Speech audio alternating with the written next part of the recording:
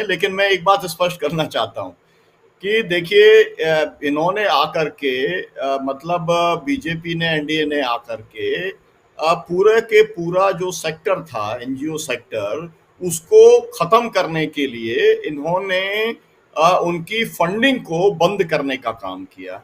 उसके अंदर मुख्य क्या काम किया, एफसीआरए का जो कानून था उसके अंदर इन्होंने ये जोड़ दिया कि आप एनजीओ करते हुए आप सरकार का विरोध नहीं कर सकते, मतलब धरना प्रदर्शन करना जो है उस पर आपने रोक लगा दी। अब अगर मान लीजिए एनजीओ गरीबों के बीच में काम कर रहा है, महिलाओं के बीच में, आदिवासियों के बीच में काम कर रहा है और उसके पास में इतनी ज्यादा शिकायतें आती हैं, वो लिखता है, पढ़ता है, कलेक्टर के साथ, मुख्यमंत्री के साथ, डिपार्टमेंट के साथ, कुछ नहीं होता, तो उसके पास विकल्प क्या है कि वो धरने पे बैठे या प्रदर्शन करे या रैली निकालने का काम करे। उसको पूरा इन्होंने बंद करने का काम कर दिया। तो एक बात तो ये है कि ये एनजीओ विरोधी है, और मैं जब एनजीओ विरोधी कह रहा हूं तो इसका मतलब इनका साफ है, ऐसा नहीं है कि पैसा आना बंद हो गया। विदेश का पूरा पैसा आएगा तो वो बीएचपी के पास जाएगा, वो अपने संघ के जितने जो इनके संगठन है उसके पास में जाएगा। तो अगर आप ये देखिए जिस तरीके से इलेक्ट्रॉनिक बॉन्ड के अंदर जितना पैसा आ रहा है, 10,000 करोड़ अगर आया तो उसके अंदर से 95% पैसा बीजेपी के पास गया। उसी तरीके से इस समय जितना भी पैसा आ रहा है वो अधिकतर पैसा वो संघ के साथ जुड़े हुए, बीजेपी के साथ जुड़े हुए एनजीओस के पास में जा रहा है। तो जो एनजीओस लगातार अरसे से काम कर रहे थे, उन एनजीओस के साथ में कांग्रेस पार्टी एक रैपट बना करके रखने का कोशिश करती रहती है। उन्होंने अपना एक राजीव गांधी फाउंडेशन बना रखा है, वो आज का नहीं है, वो बहुत पुराना है। उसके माध्यम से वो लोग अपना काम करते रहते हैं।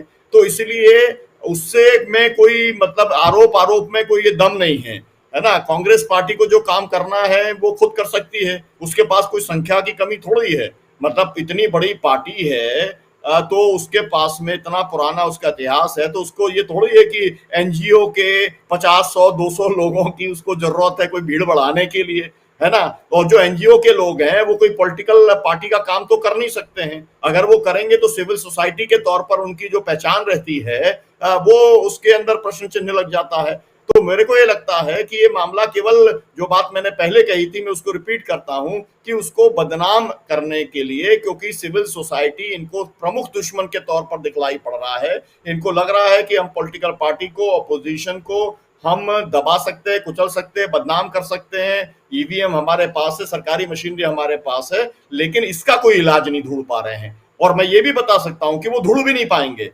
ये मैं पूरी जिम्मेदारी से बोल रहा हूं, क्योंकि मैं किसान आंदोलन का कार्यकर्ता हूं और मैं देख रहा हूं जो मजदूर आंदोलन जैसे डेवलप हो रहा है। मैं ये देख रहा हूं कल ही जो है मतलब सेंट्रल गवर्नमेंट के जितने लोग हैं, जो बच्चे एडमिशन वो देते हैं, परीक्षाएं देते हैं और जो सालों से परीक्षा दे रहे हैं, उन लोगों ने कल बहुत बड़ा प्रदर्शन जंतर मंतर में किया था। तो पहली बार ऐसा हो रहा है कि जो बेरोजगार युवा है वो बहुत बड़े पैमाने पर देश के अंदर एकजुट हो रहा है। और आपको थोड़े समय के अंदर, अगले 6 महीने के अंदर आपको मास मूवमेंट बहुत बड़े लेवल पे किसानों का, मजदूरों का, युवाओं का आपको सड़कों के ऊपर दिखलाई देने वाला है। और ये कोई और नहीं करेगा, ये सिविल सोसाइटी के लोग करेंगे, जन आंदोलनों के लोग करेंगे। इसलिए हमला जो है वो तीसरा सतलवाड़ पर है, मेधा पाटकर पर है, हिमांशु कुमार के ऊपर है। मैं एक और बात जोड़ना चाहता हूं। मेरा कहना यह है कि देखिए, कांग्रेस को जो सोचना पड़ेगा वो ये है, जब गुजरात का चुनाव हो रहा था तब मैं वहां पर था। माफ करें, आपको एक ब्रेकिंग दे रहा हूं। ममता बनर्जी से विवाद के बाद आप जगदीप धनखड़ होंगे एनडीए से उपराष्ट्रपति पद के उम्मीदवार। जगदीप धनखड़ आप जानते हैं इस वक्त पश्चिम बंगाल के राज्यपाल हैं। अब राज्यपाल पद से उन्हें त्यागपत्र देना होगा और सीधे अब जगदीप धनखड़ जो हैं वो उपराष्ट्रपति पद के एनडीए की तरफ से, यानी सत्तारूढ़ दल की तरफ से उपराष्ट्रपति पद के उम्मीदवार के रूप में घोषित कर दिए गए हैं। बीजेपी संसदीय बोर्ड ने धनखड़ के नाम पर मोहर लगाई है और पश्चिम बंगाल के इस वक्त राज्यपाल हैं जगदीप धनखड़। अब ममता बनर्जी के साथ आप जानते हैं कि विवादों में हमेशा रहे हैं, सुर्खियों में रहे हैं विवाद के कारण, और अब एक नए उपराष्ट्रपति के रूप में इस राज्यपाल के पद पर विराजमान जगदीप धनखड़ को आप देखेंगे। तो अब पश्चिम बंगाल से सीधे पहुंचेंगे जगदीप धनखड़ दिल्ली, और अभी चुनाव बाकी है दोस्तों।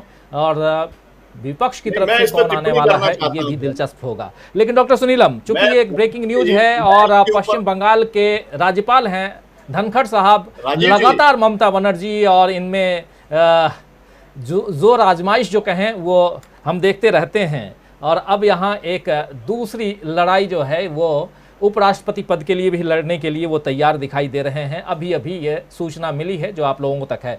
माफ करें, बीच में आपको रोकना पड़ा था, आप अपनी हाँ बात जी, को जी, आगे रखिए मैं और केवल चाहें जी, तो नहीं, मैं इस केवल पर भी कुछ आपकी अपनी जी, टिप्पणी दे मैं सकते हैं। बिल्कुल मैं बहुत शॉर्ट में रखता हूँ क्योंकि समय भी हो रहा है।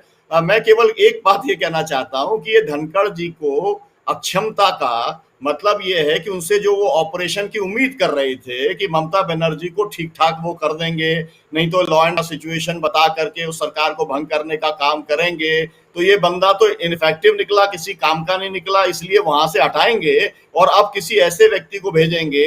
ये जो वीके सक्सेना टाइप जो है, आपको वीके सक्सेना जो है जैसे दिल्ली के अंदर भेजा हुआ है, वीके सक्सेना को इसलिए भेजा हुआ है कि वो शुरू से है ना, मतलब अडानी का आदमी रहा, वो तो है ही है, मेधा पाटकर के हमले के अंदर शामिल रहा, उसके ऊपर केस आज भी चल रहा है। उसको जो है पुरस्कृत करने के लिए उन्होंने जो है खादी के ग्राम उद्योग का अध्यक्ष बना दिया, अब वहां पर पहुंचा दिया। तो मतलब ये है कि जगह खाली करनी थी उनको कि एक ऐसे हम राज्यपाल को लेके आए जो ममता बनर्जी को ठीक नहीं कर पाए, जो ठीक कर पाए, क्योंकि मोदी जी ने पूरी ताकत लगा ली, उनकी पूरी पार्टी ने ताकत लगा ली, वो ठीक नहीं कर पाए। राज्यपाल महोदय ने पूरी कोशिश कर ली, वो ठीक नहीं कर पाए। तो एक तरीके से मतलब कॉन्स्टिट्यूशनली तो उनका प्रमोशन हो गया, लेकिन पॉलिटिकली उनका डिमोशन हो गया। ये बात मैं मेरी समझ कहती है। खैर, मैं जो बात कह रहा था मैं उसके ऊपर आता हूं, मैं उसे समाप्त करता हूं 2-3 लाइन में।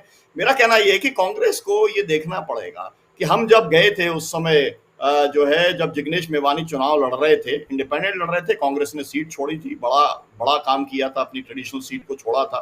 उस समय हमको ऐसा लग रहा था कि इस समय तो भाजपा हार जाएगी और सरकार बन जाएगी। गुजरात में हम जहां पर भी गए, अब सवाल ये है कि वो माहौल किसने बनाया था? अगेन वो माहौल बनाया हुआ था जो है अभी जो जय पटेल का, मेघवानी का, अल्पेश ठाकुर का, ये ट्रायो का माहौल बनाया हुआ था उस समय। ठीक है, अब आपने क्या किया? कांग्रेस पार्टी संभाल के नहीं रख पाई, अब वो पटेल चला गया, अल्पेश तो पहले ही चले गए, अब जिग्नेश इनके पास में है ना। आप इनके पास में इन्होंने जो लोग रखे भी हुए हैं, जो कन्हैया चला गया, इतनी डिस्क्रेडिट उसको उसके जो समर्थकों के बीच में मिली, उसका उपयोग नहीं कर पा रहे हैं। तो मेरा कहना यह है कि कांग्रेस पार्टी जो अपनी खुद की उसकी जो एनर्जी है उसको नहीं कर पाती, और ग्राउंड के अंदर मेरा तो सीधा, हम लोग तो संघर्ष वाले हैं तो एक ही फॉर्मूला जानते हैं कि अगर केवल इतना घोषणा कर दें कि जो मुद्दे हैं, बहुत बड़े बड़े घोटाले हुए हैं गुजरात के अंदर, बहुत बड़े बड़े प्रोजेक्ट जो है उसको जनता ने अपने लड़कर के गुजरात में रोकने का काम किया है, सब मुद्दों को लेकर के, किसानों के बहुत बड़े मुद्दे हैं, किसानों के बड़े तगड़े संगठन वहां पर काम करते हैं।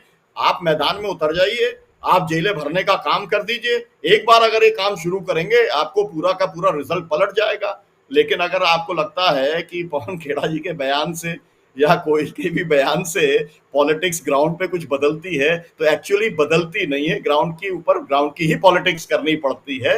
ये मैं निवेदन करना चाहता हूँ। जी राजेश जी। जी बिल्कुल, डॉक्टर सुनीलम बिल्कुल सही कह रहे हैं आप। लेकिन एक